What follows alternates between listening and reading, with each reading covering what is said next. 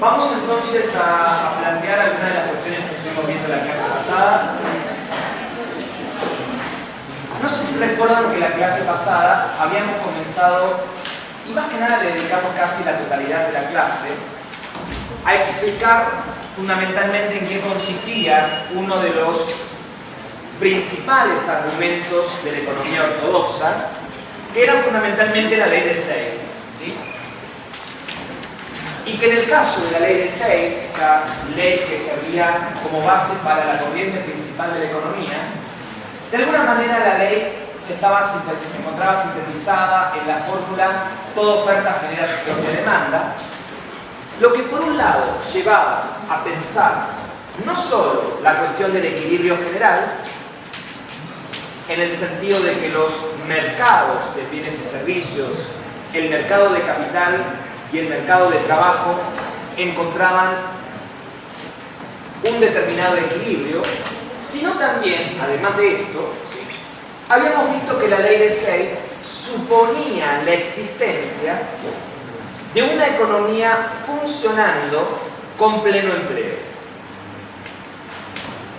Recuerdan esto, ¿no? Habíamos visto entonces que tanto los clásicos como los neoclásicos compartían en general una misma premisa en común. Esta premisa en común la identificamos con la ley de Say, que significaba que toda oferta generaba su propia demanda, que el sistema tendía hacia un equilibrio general y por lo tanto se podían acceder a un sistema económico que garantizaba la ocupación plena de recursos.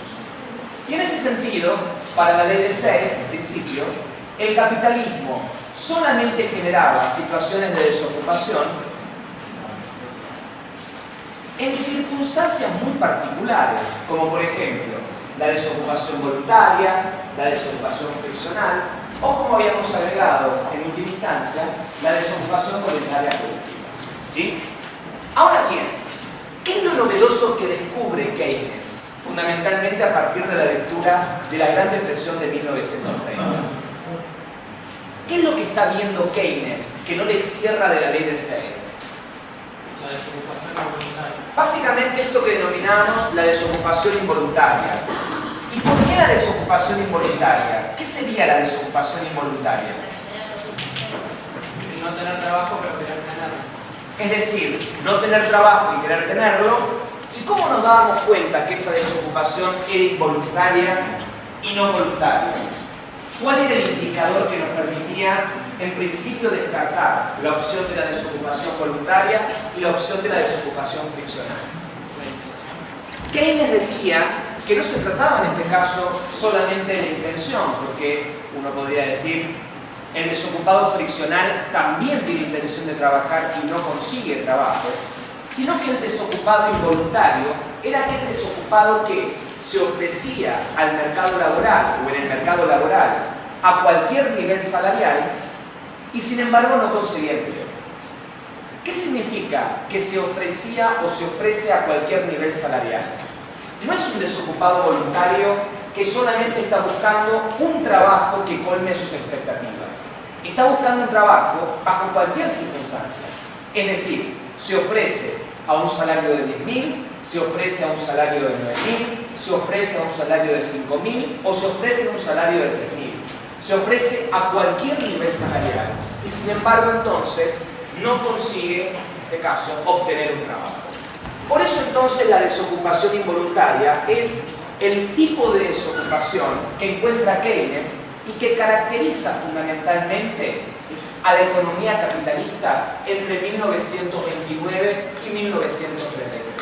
Básicamente, en ese texto que teníamos que leer, La Gran Depresión de 1930, Keynes se encarga en todo el primer punto de describir los fenómenos de la desocupación involuntaria, que ya no puede ser atribuida ni al deseo y a la voluntad de los individuos, ni tampoco, en este caso, a desajustes transitorios en el sistema económico. Básicamente, la desocupación involuntaria va a tener otro fundamento, otro motivo, otro origen. La idea de Keynes entonces es tratar de explicar por qué surge la desocupación involuntaria y por qué el sistema económico no alcanza a garantizar la ocupación plena de recursos. ¿Sí? ¿Se entiende esto? Por eso, recuerdan ustedes, algo de esto habíamos agregado. Por esto Keynes escribe un libro llamado La Teoría General, que en donde, lejos de ser una teoría que se aplica en una determinada situación en particular, como la ley de Say, esto que para Keynes constituye el caso particular del pleno empleo, Keynes va a escribir una teoría, ¿sí?, que se basa fundamentalmente en la ocupación, el interés y el dinero, en los tres aspectos que la ley de Say consideraba al equilibrio como un equilibrio general. Y entonces Keynes va a escribir una teoría que para él se denomina teoría general. ¿Por qué teoría general de la ocupación, el interés y el dinero? Porque es una teoría que no va a intentar explicar el caso del pleno empleo, sino el caso de la desocupación involuntaria. Porque va a ser una teoría que no va a explicar el momento donde todo el ahorro se transforma en inversión, sino va a tratar de explicar el momento, ¿sí?, donde se producen desajustes entre el ahorro y la inversión. Y por último, no va a tratar de explicar, en definitiva, que el dinero, cuando no se gasta de una manera, se gasta de otra, sino que va a tratar de ver que muchas veces el público, los individuos, deciden mantener sus cantidades de dinero en un sentido diferente a lo que podría ser beneficioso para el sistema económico.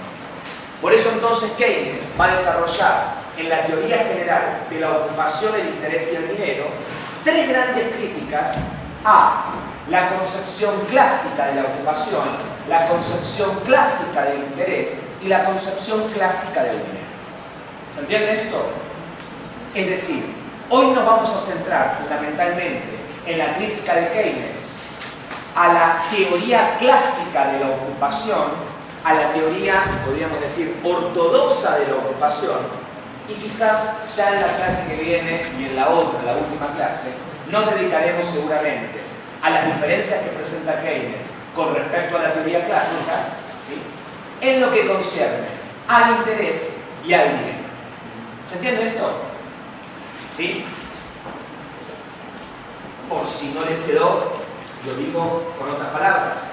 La ley de Say se basaba en tres puntos, ¿sí?, en la ocupación, el interés y el dinero. Para Keynes, esa explicación era una explicación particular, que solamente servía para explicar la situación del pleno empleo. La idea de Keynes es construir una verdadera teoría general de la ocupación, el interés y el dinero. Por eso la teoría general va a diferenciarse de la teoría clásica, entendiendo teoría clásica la teoría que parte del supuesto de la ley de Say. ¿Sí? ¿Se entiende esto?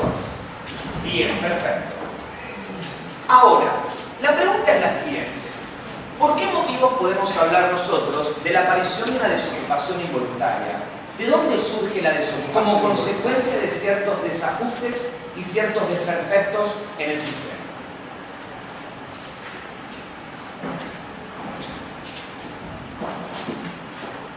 Ahora bien, esos desajustes y esos desperfectos del sistema, Keynes los identifica con un tipo particular de crisis, que es lo que se denomina una crisis de insuficiencia de la demanda.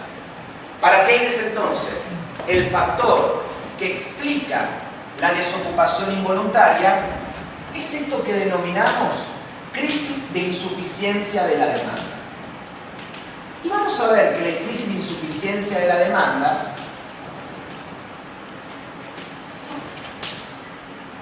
tiene particularidades muy definidas. Particularidades, por ejemplo, que la van a diferenciar de las explicaciones de la crisis, por ejemplo, vigentes en la economía ortodoxa, y básicamente también de las explicaciones que entran en vigencia dentro de una tradición marxista. Aunque muchos crean ver similitudes entre Keynes y Marx, hay una diferencia muy importante entre la concepción de Keynes de la crisis y la concepción de Marx. Por eso mismo, hablamos de que en Keynes la crisis es una crisis de insuficiencia de la demanda. Si quieren agregarle a esto una crisis de insuficiencia de la demanda efectiva. La pregunta es entonces, ¿Por qué se genera una crisis de insuficiencia de la demanda? ¿Cómo se explica una insuficiencia de la demanda? Y por ende, ¿por qué motivos aparece la desocupación involuntaria? ¿Qué agregaríamos a eso? ¿Qué sería esto de insuficiencia de la demanda en general? ¿Cómo? Hay demasiados bienes y la gente no consume. Bien. Esa explicación de insuficiencia de la demanda sería una explicación muy vinculada con la tradición ortodoxa o neoclásica de la economía. ¿Por qué? Porque estarías pensando, ¿sí?, que lo que se está produciendo allí es un exceso de oferta por encima de la demanda. Y en verdad Keynes, cuando habla de insuficiencia de la demanda, no está hablando de exceso de oferta. Cuando uno dice, entonces, ¿qué sería la insuficiencia de la demanda? Poder adquisitivo, la baja de poder adquisitivo. Bueno, la baja de poder adquisitivo, pero esa baja de poder adquisitivo, ¿dónde presenta una insuficiencia? ¿Es insuficiente para qué la demanda? Bueno, no es insuficiente para la oferta, porque puede darse una crisis de insuficiencia de la demanda cuando la oferta y la demanda son iguales. Entonces diría Keynes, la crisis de la insuficiencia de la demanda efectiva tiene que ver cuando el sistema económico no alcanza a garantizar la ocupación plena de recursos. La demanda es insuficiente cuando básicamente en el sistema económico existen trabajadores desocupados y máquinas ociosas. Repito, ¿cuándo existe entonces una crisis de insuficiencia de la demanda? No cuando hay una diferencia entre oferta y demanda. Keynes no se preocupa básicamente por esto, porque cree en última instancia que puede haber un ajuste en el mercado en ese sentido. Lo que se da con una insuficiencia de la demanda es que el sistema económico no alcanza a garantizar la ocupación plena de recursos. ¿Sí? Uno dirá, ¿cuáles son los recursos del sistema? Básicamente, las máquinas y los trabajadores. Ahora bien, ¿qué significa entonces insuficiencia de la demanda? Que hay máquinas y trabajadores que no están siendo utilizados. Hay insuficiencia de la demanda cuando hay máquinas y trabajadores que no se ponen en funcionamiento, que no se emplean productivamente. En ese sentido, entonces, aparece la insuficiencia de la demanda. ¿Sí? Ahora bien, ¿cómo podríamos explicar esta situación? Bueno, sabemos nosotros que hay una demanda, que es la demanda agregada. La demanda agregada, en Keynes, va a tener una importancia decisiva, dado que va a ser uno de los factores influyentes en la producción económica, en la economía capitalista, se encuentra vinculado con lo que Keynes va a denominar la renta.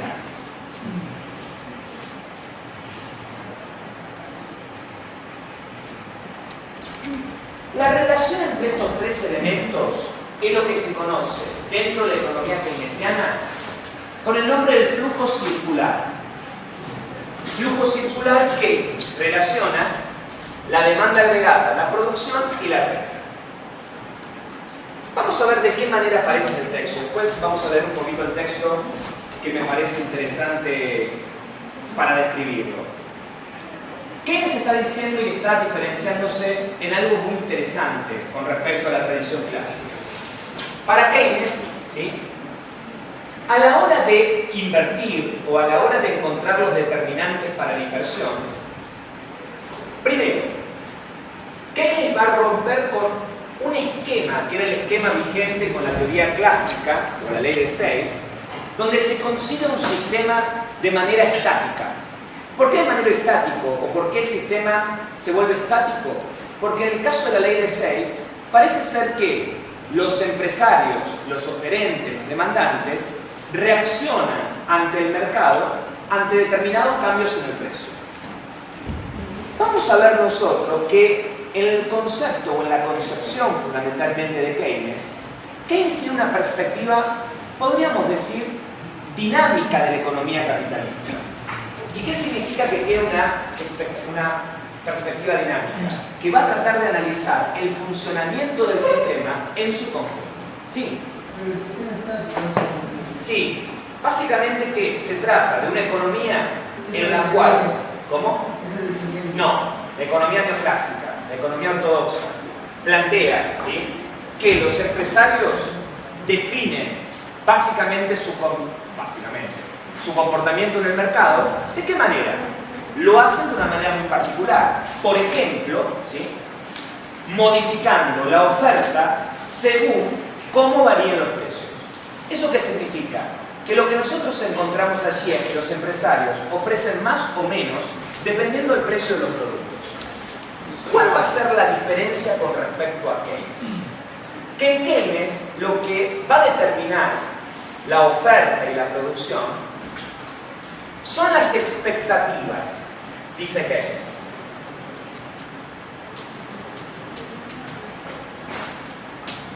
¿En qué consisten las expectativas? Bueno, los empresarios van a ofrecer su producción siempre y cuando esperen obtener de esa producción el máximo nivel de rentabilidad, ¿sí?, el máximo nivel de ganancia. Por eso entonces, en la decisión de cuánto se va a producir, qué se va a producir y cómo se va a producir, las decisiones que intervienen en función de un futuro están vinculadas con las expectativas que tengan los empresarios al respecto. ¿Sí? ¿Qué son las expectativas? Son la idea que se hace el empresario ¿de qué? De cómo va a ser el futuro, de cuántos van a ser sus beneficios esperados. ¿Sí? Ahí es donde intervienen las expectativas. ¿Y por qué decimos que son importantes las expectativas? Porque Keynes rompe con toda una línea presente en la tradición ortodoxa, en donde se piensa fundamentalmente que el empresario conoce todas las decisiones posibles y todos los resultados posibles y por lo tanto siempre va a tratar de obtener y de maximizar su rendimiento. La diferencia con respecto al planteo keynesiano es que el futuro es incierto, por lo tanto las expectativas tienen mucho de cambios en el clima de negocio, cambios en el humor de los empresarios. Por eso básicamente se trata de un análisis de tipo dinámico, porque básicamente no podemos pronosticar a ciencia cierta cuánto va a ser el nivel de producción. Podemos estimarlo, pero no podemos pronosticarlo esencialmente, debido a que la producción se encuentra afectada por expectativas. Expectativas que son básicamente expectativas empresariales. ¿Sí? Ahora bien, estas expectativas son básicamente de índole psicológica. Keynes la llama animal spirit, ¿sí?, instinto animal. Es decir, de alguna manera los empresarios observan, evalúan el clima de negocios y cuando el clima de negocios es positivo, van a invertir. Cuando invierten, deciden comprar bienes de capital, deciden contratar trabajadores. Ahora bien, pueden también olfatear otro clima de negocios mucho más pesimista y en ese sentido sus decisiones de inversión, ¿cómo van a ser? Van a ser más conservadoras, van a contratar menos trabajadores, van a alquilar o comprar menos bienes de capital. Es decir, las expectativas que afectan a la inversión de alguna manera son un determinante de la producción de bienes y servicios. ¿Sí? Por eso, las expectativas se construyen sobre la base tanto de la demanda agregada como del clima de negocios vigentes en ese momento. Ahora bien, sabemos nosotros que las expectativas determinan un nivel de ocupación. La ocupación puede ser, en este caso, de trabajadores, ¿sí?, como también podemos hablar de la ocupación ya no de trabajadores sino de maquinaria.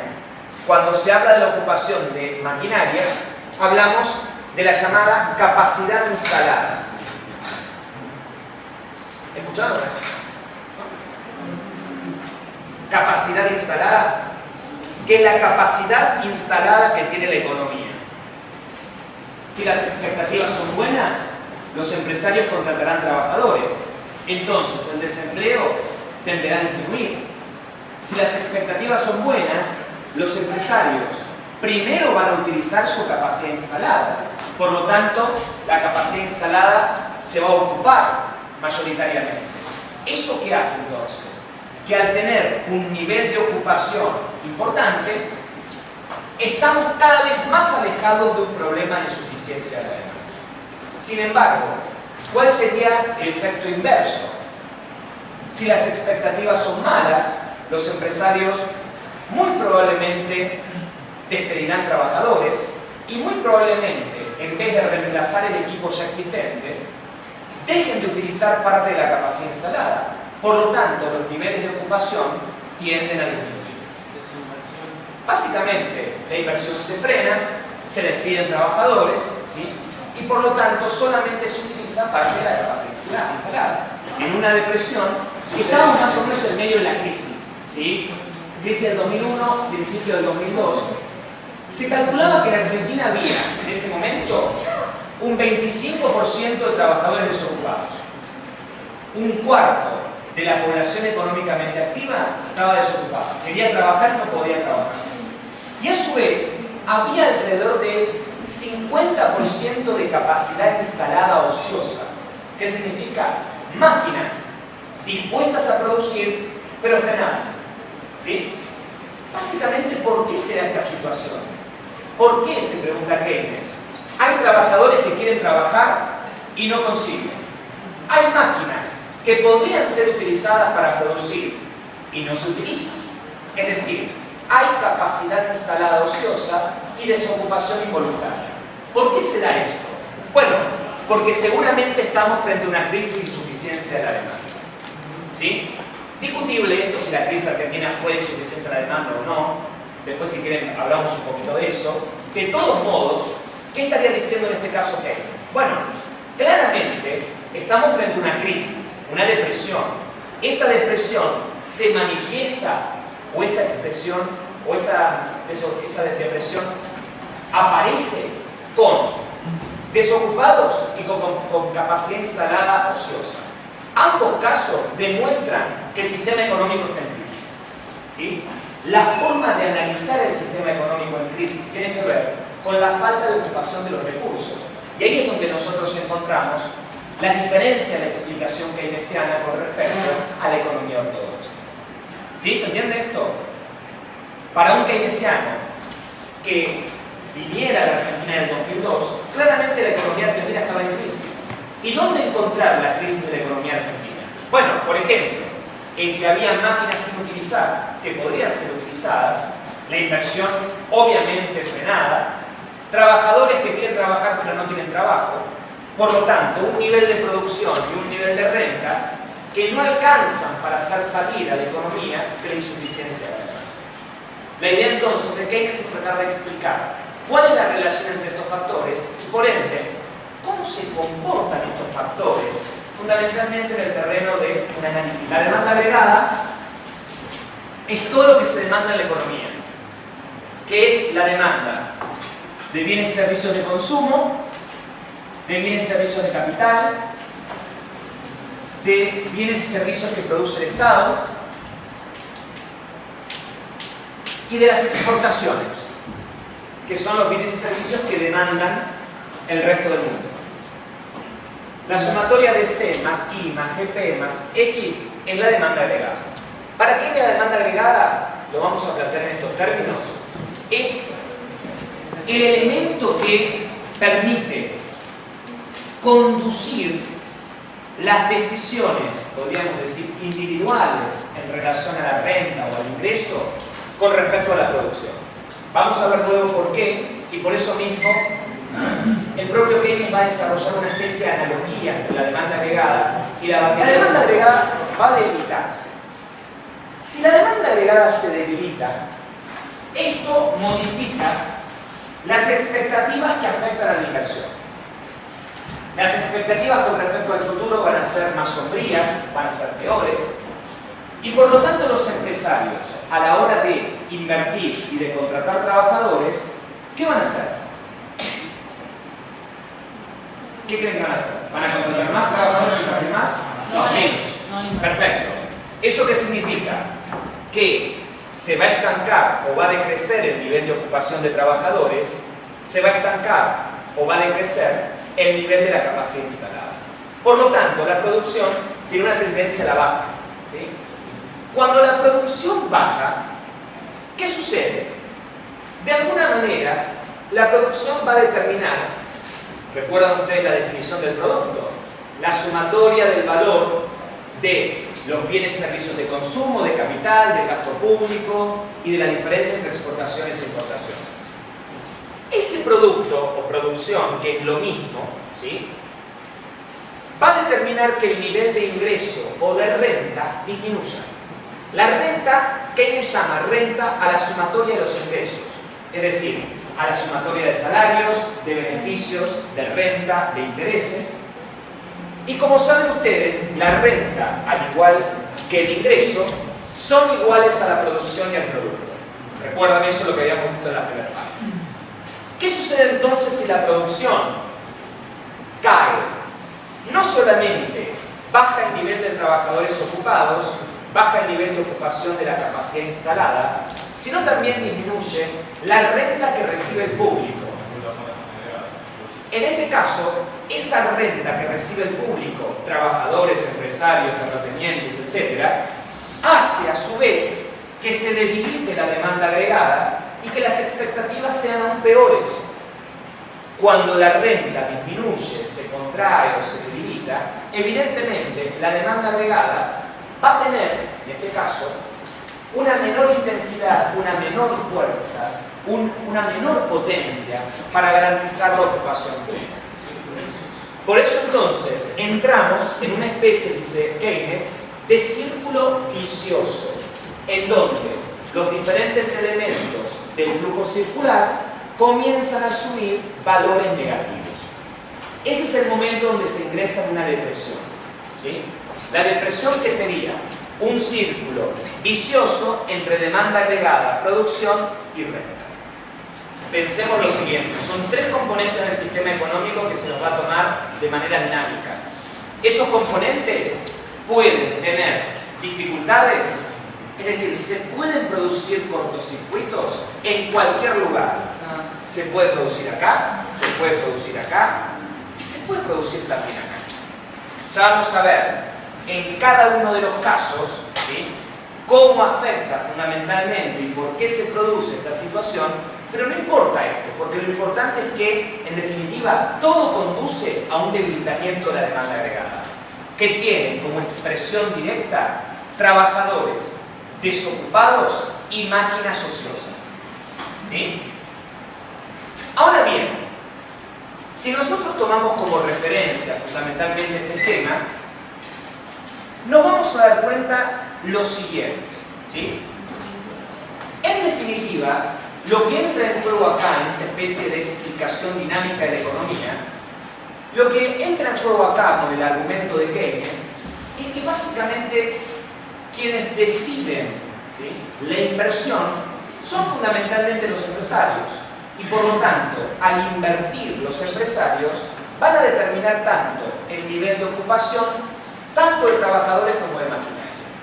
Y en ese sentido, muchas veces los empresarios, cuando observan que no van a poder obtener dinero, no es que los empresarios invierten menos, muchas veces deciden directamente no invertir. Y esa situación, ese parate que se genera en el sistema económico, tiende a profundizar las crisis de insuficiencia de la demanda. De la misma manera en que las expectativas tiraron el flujo circular y lo convirtieron en un círculo vicioso, en algún momento, dice Keynes, es probable que las expectativas cambien y que los empresarios comiencen a invertir más, que aumente la ocupación, aumente la capacidad instalada utilizada, aumente la producción, aumente la renta y a su vez vuelva a aumentar la demanda agregada. ¿Qué significa esto? De la misma manera en que se puede dar un círculo vicioso, también se puede producir un círculo virtuoso. pero fundamentalmente dependiendo siempre del movimiento en principio de las expectativas. ¿Sí? Entonces, profe, cuando los empresarios deciden hacer eso, se están afectando negativamente a sí mismos, aunque no se den cuenta. Sí.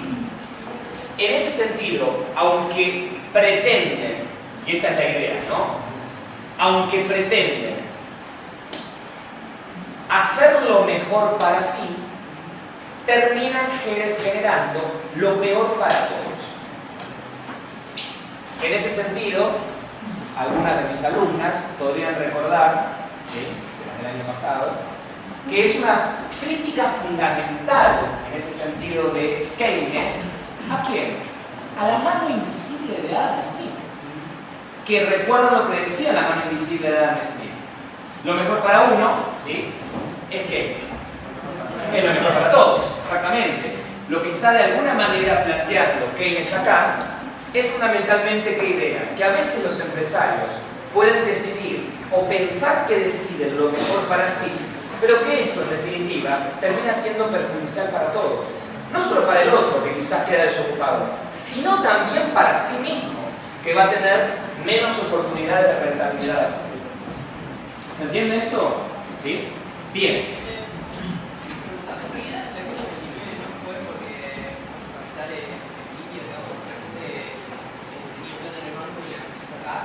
Sí, bueno, pero eso sería el origen, llamémosle, financiero de la crisis. Pero no solamente fue una crisis bancaria la crisis del 29, rápidamente la crisis bancaria, el crack del 29, derivó en la Gran Depresión de 1930. No fue solamente en este caso que algo que pasó en el mundo de los bancos y que quedó solamente allí, sino que, en definitiva, esa Gran Depresión de 1930 se explica fundamentalmente por la demanda efectiva, es decir, por la insuficiencia de la demanda efectiva. Y otra cosa, diría Keynes, parte de esa crisis se explica también por el comportamiento especulativo que comenzó a tener el capital, fundamentalmente en la segunda mitad de la década del 20, lo que llevó al auge inmobiliario, a la especulación bursátil y fundamentalmente a la caída y al quiebre de la bolsa. Sí. La renta, en este caso, es el ingreso a oferta, y esto sería la demanda. Y esto sería el nivel de ingresos sobre la renta. Para esto, me parece que conviene profundizar mínimamente la lectura de una parte importante del texto de Keynes, que aconsejo leerlo profundamente. Trata de explicar este mecanismo, este proceso, a partir de 5 puntos, ¿sí?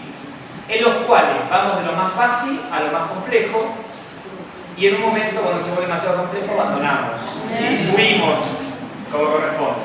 No, bueno, vayamos con eso, ¿sí? Es interesante lo que les mencionaba anteriormente, esto de que Keynes identifica la economía con un motor y la demanda agregada con la batería. ¿Por qué digo esto? Porque si uno analiza fundamentalmente el rol que cumple la demanda agregada dentro de la teoría keynesiana, es un poco la función que cumple la batería en un motor. Esto es, darle la energía, o más que nada, la descarga eléctrica para que el motor empiece a ponerse en funcionamiento. Y en ese sentido, ¿por qué es importante? Porque la demanda agregada, aunque sean 3 nada más, vincula la renta con la producción. En este caso, vincula la tenencia de dinero en efectivo por parte de la comunidad y lo que se va a producir en el periodo posterior. Por eso dice Keynes, tenemos problemas con la batería, con la demanda agregada. Entonces, ¿cómo podemos arrancar de nuevo? Examinemos los acontecimientos de un modo retrospectivo. Retrospectivo en el sentido, ¿sí?, de ahora para atrás. ¿Por qué están parados trabajadores y plantas? Se pregunta Keynes. Se pregunta por qué hay capacidad ociosa en la economía. Porque los industriales no esperan poder vender sin pérdida lo que se produciría si estuvieran empleados. ¿Qué significa esto? ¿Por qué los empresarios no producen con los trabajadores disponibles que tienen y con las máquinas disponibles que tienen? Porque hay malas expectativas. Porque hay malas expectativas, porque saben que el costo de lo que les cuesta producir, lo que van a obtener por ello, no alcanza a cubrir sus costos. Esto es, no tienen ganancias, no van a obtener rentabilidad. Por lo tanto, No voy a hacer algo que en definitiva no me provea o no me adjudica algún tipo de beneficio. Bien, segunda pregunta. ¿Por qué los industriales no pueden esperar unas ventas sin pérdidas? Porque los precios han disminuido más que los costos. En efecto, los costos han disminuido muy pocos. Acá Keynes comienza a introducir la cuestión de los precios y la cuestión de los costos, que es interesante mencionarla en tanto precios y costos aparecen casi como sinónimos, aunque no lo son, pero sería el mismo proceso visto de dos lugares diferentes.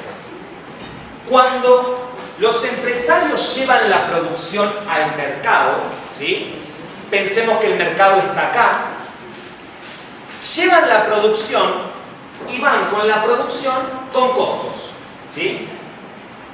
Ahora bien, cuando van al mercado, van a ofrecérselo a determinados individuos que tienen dinero y que van a comprar ese conjunto de bienes, ¿sí? Por lo tanto, en el mercado hay costos y hay precios. Por un lado, los costos van a ser los precios mirados desde los empresarios y los precios, los costos mirados desde los particulares, ¿sí? Tiene que ver en este caso precios y costos según desde dónde estamos mirando. Si miramos como individuos particulares, hablamos de precios. La heladera con freezer tiene un precio de tanto. Si hablo del lado del productor de heladeras, la heladera con freezer tiene un costo de tanto. ¿Se entiende? Estoy mirando el mismo fenómeno de dos lados diferentes. ¿Cómo? No metamos mercado de capitales todavía acá, ¿sí? Solamente metamos producción y renta, porque básicamente estamos dentro de lo que sería la teoría de la ocupación. Después, cuando entremos en el mercado de capitales, te vas a enterar. Sí. Vos estás suponiendo, presuponiendo, por lo menos estás poniendo el ejemplo de que el costo y el precio es el mismo. Sí, puede no ser el mismo, pero no importa esto. Vamos a dar como supuesto de que sí, ¿sí? Vamos a ver por qué ahí está el centro de la discusión de Keynes. Bien, ¿cómo puede ser que los precios hayan disminuido más que los costos? Dice Keynes. Porque los costos son lo que un hombre de negocios paga, un empresario, por la producción de su mercancía. ¿Está claro esto? Sí. Y los precios determinan lo que recupera cuando la vende. Es fácil de comprender que puedan no ser iguales precios y costos en el caso de un negocio individual o de una mercancía individual. Hay gente que puede vender un precio superior al costo, ¿sí? Y cuando los empresarios tienen precios inferiores a los costos, realmente están en un problema. Pero, ¿no es cierto para la comunidad como un conjunto que los hombres de negocios, los empresarios, recuperan la misma cantidad que pagan en precios? Porque lo que ellos pagan en el curso de la producción constituye las rentas del público que paga a los hombres de negocios a cambio de sus productos. Ahí explica el círculo. Básicamente lo que está explicando acá es esto, ¿sí? Es esta relación. ¿Cuál es la relación entre la producción y la renta? Bueno, la relación entre la producción y la renta significa, ¿sí? Básicamente esto, que en general uno de los supuestos básicos en lo que descansaba fundamentalmente la ley de Say era plantear esta idea, que los costos y los precios que reciben los empresarios son exactamente los mismos, ¿sí? ¿Por qué? Porque la misma cantidad de valor que pagan los empresarios en términos de costos, ¿a quién se lo pagan? Se lo pagan a los trabajadores, se lo pagan a los terratenientes, se lo pagan también a otros empresarios que le alquilan su capital. Entonces, de la misma manera en que el producto y el ingreso son iguales, ¿sí? Los precios y los costos, la sumatoria de precios y los costos deberían ser iguales, ¿sí? No, lo que pasa es que van a ganar, ¿sí? Teniendo en cuenta, no sé si recordás, que hay una ganancia media, ¿sí? Que el propio empresario ya contabiliza en la producción una vez que la vende. Esa ganancia media está de alguna manera contenida fundamentalmente en la cuestión de los costos.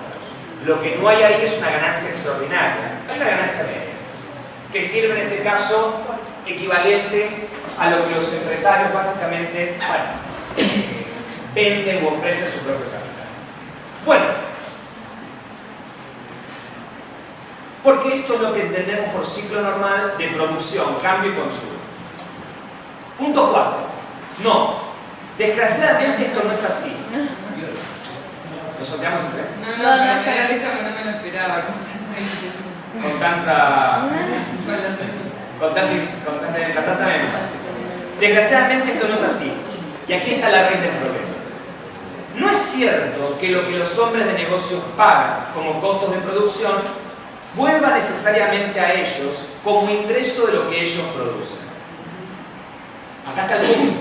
La característica de una fase de prosperidad es que sus ingresos exceden a sus costos, y la característica de una depresión es que sus costos exceden a sus ingresos. Además, es un error suponer que ellos pueden restablecer necesariamente el equilibrio, reduciendo sus costos totales, reduciendo su producción o la remuneración. Porque la reducción de sus gastos, al reducir el poder adquisitivo de los perceptores de ingresos, que son también sus clientes, puede disminuir sus ingresos en una medida aproximadamente igual. Dos cosas está diciendo en este caso Keynes, que son importantes a tener en cuenta. Primero, está hablando del flujo circular positivo y negativo, las fases de depresión y las fases de prosperidad. En las fases de prosperidad, donde la demanda agregada es positiva, la producción es positiva, la renta es positiva, generalmente los precios, ¿sí?, lo que están dispuestos a pagar los perceptores de ingresos son superiores a los costos. ¿Qué significa esto? Los empresarios pueden obtener ganancias extraordinarias y esto es lo que los incentiva a seguir invirtiendo. Pero en un determinado momento, cuando el ciclo comienza a agotarse y comienza a sobrevenir un ciclo negativo, la demanda agregada va a caer, la producción va a caer, la renta va a caer. Cuando se ingresa en una fase de depresión, dice Keynes, los costos en definitiva son más altos que los precios. ¿Y qué significa entonces? Los empresarios no están dispuestos a ¿qué? A invertir o a seguir produciendo. ¿Por qué motivo? Porque lo que van a encontrar, lo que van a ganar en el mercado, no alcanza para cubrir sus costos. ¿Se entiende? Entonces, esto hace que el sistema avance hacia una situación de prosperidad, se frene, vaya hacia una situación de insuficiencia de la demanda, toque fondo, vuelva a una situación de prosperidad, es decir, un comportamiento cíclico de la economía capitalista.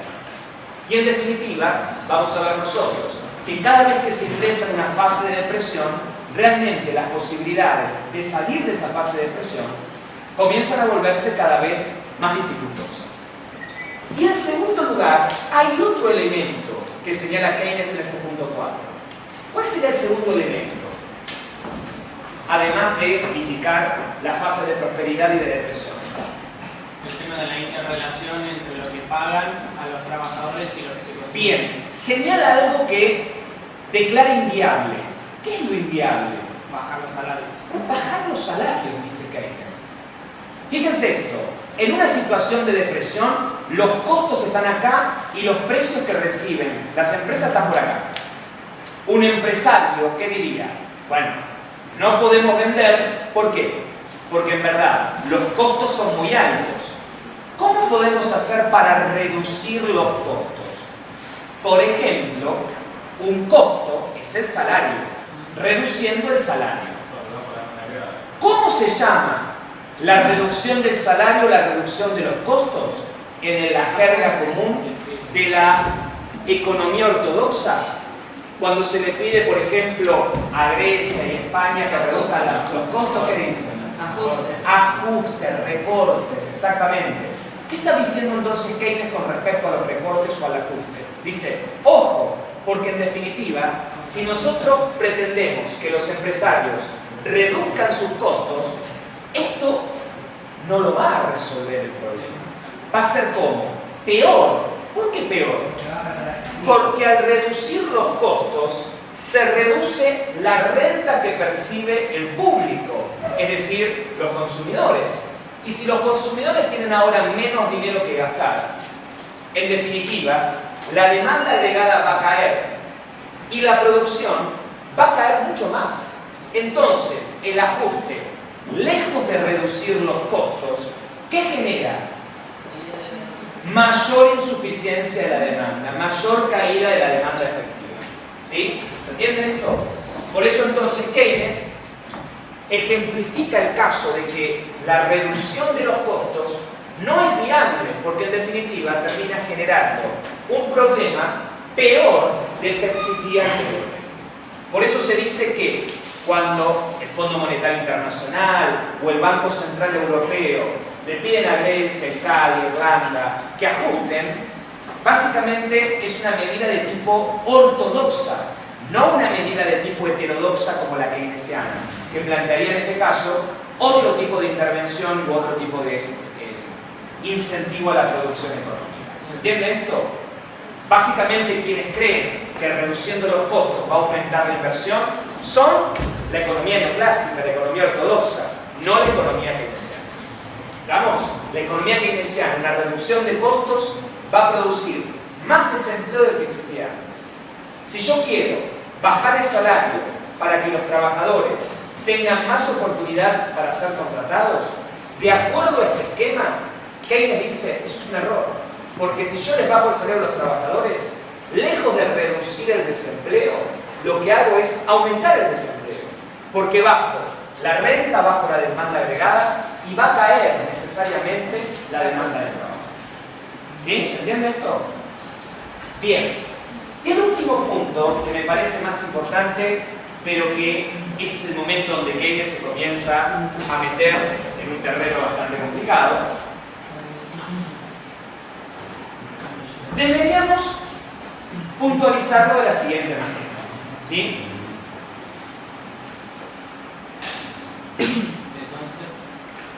Entonces, ¿cómo puede ser que los costos totales de producción en los negocios del mundo en su conjunto puedan no ser iguales a los ingresos totales? ¿De qué depende la desigualdad? Creo que conozco la respuesta, pero es demasiado complicada y poco familiar para exponerla aquí. ¿Sí? Por lo tanto, debo ser algo esquemático. Dice, tomemos ante todo los bienes de consumo que van al mercado para la venta. ¿De qué dependen los beneficios o las pérdidas de los productores de tales bienes? Los costos totales de producción, que son la misma cosa que los ingresos totales de la comunidad, contemplados de otro punto de vista. ¿Sí? Los costos totales de producción son iguales ¿a qué? A los ingresos totales de la comunidad. Costos totales, producto. Ingresos totales, ingreso. ¿Sí? Tanto los ingresos totales como los costos totales se dividen de dos maneras, dice Keynes. En una cierta proporción, en el caso de los costos, ¿entre qué? ¿El producto entre qué se dividía? Entre el costo de los bienes y servicios de consumo y el costo de los bienes y servicios de capital. ¿Sí? En general. Ahora bien, las rentas del público, el ingreso, que son de nuevo, repite, la misma cosa que los ingresos totales de la comunidad, se dividen también en cierta proporción entre gasto en la compra de bienes de consumo y ahorro. ¿Sí? El ingreso, recuerdan ustedes, es igual al consumo más el ahorro. Ahora bien, si la primera proporción es mayor que la segunda, los productores de bienes de consumo perderán dinero, porque sus ingresos, que son iguales al gasto en bienes de consumo, serán menores. Si por el contrario, adelanto, la segunda proporción es mayor que la primera, entonces los productores de bienes de consumo obtendrán ganancias excepcionales, de lo cual se deduce que los beneficios de los productores de bienes de consumo solo pueden restablecerse o porque el público gaste una mayor proporción de sus recursos en tales bienes, lo que significa ahorrar menos, o porque una mayor proporción de la producción tome la forma de bienes de capital. ¿Qué quiere decir con esto, Keynes? Incluso dando por supuesto de que la renta y la producción puedan ser iguales, el desajuste puede provenir ¿en dónde? ¿En qué? En la proporción en que los productores destinan sus recursos a la fabricación de bienes de consumo y los consumidores eligen utilizar parte de su dinero en la adquisición de bienes de consumo. Puede que esta situación sea una situación de equilibrio, pero puede darse también un desajuste acá. Si hay muchos consumidores, por ejemplo, que en definitiva quieren destinar su dinero a consumir y es mayor esa proporción que la de los productores que producen bienes y servicios de consumo, estos individuos van a obtener ganancias extraordinarias, ¿sí? O, de la siguiente manera, si en el caso de los consumidores deciden tener una proporción mayor en el ahorro, evidentemente van a obtener pérdidas. Esa situación lo lleva a Keynes a profundizar un tercer elemento. Si en este caso dijimos expectativas, en segundo lugar, desajuste entre mercados y entre costo y precio, un tercer elemento que lo vamos a encontrar acá y que tiene que ver con lo siguiente, lo planteo y después lo explico, que muchas veces también la crisis de insuficiencia de la demanda se origina en la decisión del público ¿en qué? En decidir si gasta su ingreso en bienes de consumo o si ahorra. ¿Eso qué significa? Un conjunto de decisiones van a garantizar la ocupación plena. Pero a veces los individuos desean otra cosa. Y entonces esa decisión fallida hace entonces que el sistema económico conduzca necesariamente hacia una crisis de insuficiencia. Fundamentalmente puede darse un equilibrio general que eso no garantice la ocupación plena de los recursos. Y eso va a generar, por ejemplo, que la demanda agregada se debilite y va a generar fundamentalmente que no se pueda corregir la situación de desocupación involuntaria. ¿Sí? La idea entonces es esa, bueno, el sistema económico en su propia dinámica de funcionamiento puede conducir a esto. Y por lo tanto, pueden darse que las expectativas sean poco favorables, pueden darse fundamentalmente que los costos y los precios no coincidan, y puede darse también, y ahí está la clave para entender el panorama keynesiano, de que la sociedad decida mantener una parte de su ingreso, ¿sí?, como ahorro y otra parte como consumo, y esa parte como consumo no alcance para garantizar la ocupación plena. Ese es el punto clave para entender la insuficiencia de la demanda. ¿Esta es una causa para qué cosa? ¿Para la depresión? ¿Para la crisis de la demanda? Esto sería una posible... Estamos tratando de ver las situaciones posibles en las cuales se puede producir una insuficiencia de la demanda. ¿Vamos? Ahora bien, paso a lo siguiente. ¿Qué es lo que está diciendo en este último punto Keynes? Bueno, Keynes está diciendo algo muy interesante y que se explica de la siguiente manera. Keynes está diciendo, bueno, parte de la responsabilidad, o más que la responsabilidad, parte de una de las causas más importantes de la crisis es fundamentalmente en que nosotros no sabemos qué decisión va a tomar el público, cuando dice el público está hablando de todos los consumidores, sobre qué hacer con el dinero. ¿Sí? Esto lo vamos a entender mejor cuando trabajemos la teoría general del dinero, la última parte. Seguramente algo de esto trabajaremos si tenemos tiempo. Pero ¿qué está diciendo Keynes con esto? Bueno, en principio, uno de los postulados de la ley de Sale decía, en el caso de la teoría clásica del dinero, que si el dinero no se gastaba de una manera, se gastaba de otra. ¿Sí? Es decir, que lo que yo no gastaba en una cosa, la gastaba en otra. Y eso es lo que intenta romper Keynes con esto, porque lo que nos está diciendo Keynes es que las decisiones del público sobre qué hacer con su dinero inciden fundamentalmente en la demanda agregada, en la producción y el empleo. Para decirlo en otros términos, cada vez que nosotros vamos al mercado con intención de comprar un producto y no lo compramos, la teoría clásica estaría diciendo, de alguna manera, que no compramos ese producto para comprar otro, porque lo que no se gasta de un lado se gasta de otro. En cambio, Keynes dice algo muy interesante, que las decisiones individuales del público sobre cómo mantener la reserva de su dinero afectan fundamentalmente la demanda agregada. ¿Y por qué afecta la demanda agregada? Porque de alguna manera, cuando nosotros decidimos no comprar un producto, no demandar un producto, estamos debilitando la demanda agregada. Entonces, para evaluar ese conjunto de decisiones que afectan a una sociedad sobre cuánto consumir y cuánto ahorrar, Keynes se propone introducir un nuevo concepto que nos va a permitir explicar por qué se produce la insuficiencia de la demanda, que es el concepto de la propensión marginal a consumir. ¿Sí?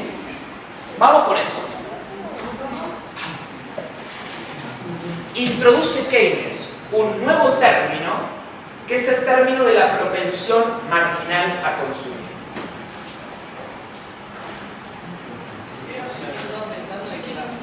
Propensión marginal a consumir. Bueno, la palabra propensión, ¿a qué nos suena? Propenso a... ¿qué significa?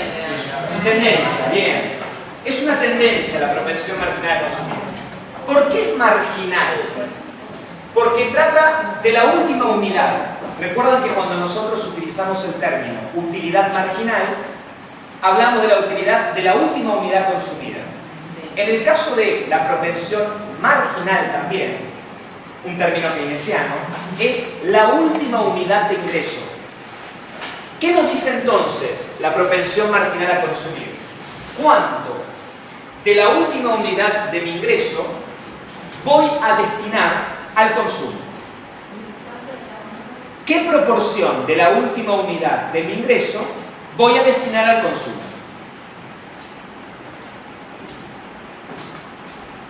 ¿Qué significa esto? Bueno, primero sabemos nosotros que los ingresos del público, de la población, como dice Keynes, siempre se dividen entre consumo y ahorro. Ahora bien, al utilizar esto de consumo y ahorro, uno podría establecer el siguiente ejemplo. Supongamos un individuo que gana 10.000 pesos. ¿Sí? Un individuo que gana 10.000 pesos va a gastar parte de su ingreso en adquirir bienes de consumo y una parte de su ingreso la va a utilizar para ahorrar. ¿Se entiende esto?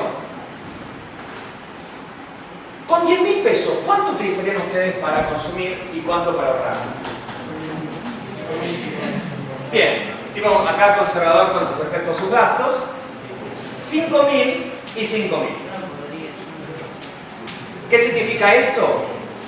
5.000 va a destinar al consumo, 5.000 va a destinar al ahorro. Evidentemente, si este individuo terminó eligiendo esta proporción, es porque fue haciendo unidad por unidad el siguiente ejemplo. Con tu primer peso, ¿qué haces? ¿Lo consumís o lo ahorrás? No, lo consumo, tengo necesidades. Con el segundo peso, ¿qué haces? ¿Lo consumís o lo ahorrás? Lo consumís. Es decir, vas consumiendo todos tus pesos, ¿hasta qué punto? Hasta el punto donde vas satisfaciendo tus necesidades. Cuando uno empieza a satisfacer sus necesidades, ¿qué sucede?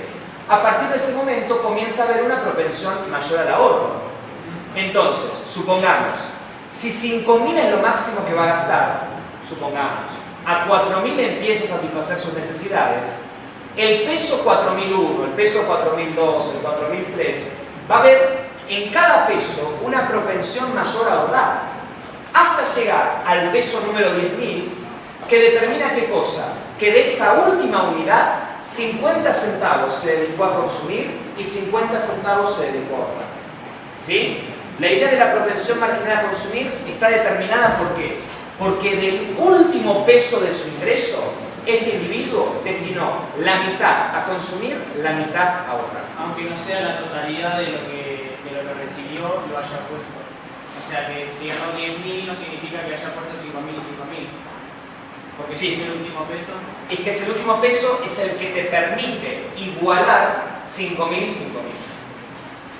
¿Por qué? Vamos a poner esto. Ganás 10.000 pesos. ¿Qué haces primero? Y, voy a pagar la luz. Con los primeros 200 pesos, ¡pum!, fueron a la luz. Los otros 300 pesos fueron al agua. Los otros 2.000 pesos fueron al alquiler. De ahí que tenés, cada peso es todo consumo. Una vez que cubriste todos, básicamente tus gastos, vas a decir, bueno, ahora necesito qué cosa, para viajar, para los apuntes, etc. Y ahí es donde vas a seguir gastando, pero a medida que vayas gastando vas a ir dejando un poquito y un poquito para el ahorro. A medida que vos vayas satisfaciendo todas tus necesidades, ¿sí? ¿Qué va a pasar? Vas a tener una mayor propensión a ahorrar. Tu propensión a ahorrar, supongamos que comienza a crecer, ¿sí? De 0,1 a los 5.000 pesos. A los 6.000 pesos vas a tener un 0,2. A los 7.000 pesos 0,3. A los 8.000 pesos 0,4. A los 9.000 pesos 99, 10.000, 0,5. ¿Eso qué significó? Que la última unidad, ¿sí? La última unidad de este individuo dedicó 0,5 a consumir 0,5 horas. Entonces así no terminaría ahorrando menos de 5.000. Eso es lo que no entiendo. ¿Por qué? Porque yo gasto 5.000 y después lo otro, una parte lo ahorro y otra parte lo gasto. Bueno, lo que pasa es que yo lo puse a partir de los 5.000, pero que pongamos que es a partir de los 3.000. A ver, tus primeros 100 pesos son todo consumo. Tus primeros 1.000 pesos son todo consumo. Yo les doy a ustedes 1.000 pesos, se lo gastan, no lo ahorran, ¿sí? Ahora bien, ¿qué sucede? Si les doy 3.000 es una cosa. ¿Por qué? Porque a medida que aumenta el ingreso y uno va satisfaciendo sus necesidades, comienza a aparecer un margen cada vez mayor para el ahorro. Entonces, dice Keynes, lo que debemos tomar en cuenta es la PMC. ¿La PMC qué es? Es, de alguna forma, cuánto de la última unidad de ingreso se ha destinado al consumo. ¿Cuánto es la PMC? 0,5. ¿Por qué? Porque de la última unidad de ingreso, 0,5 se ha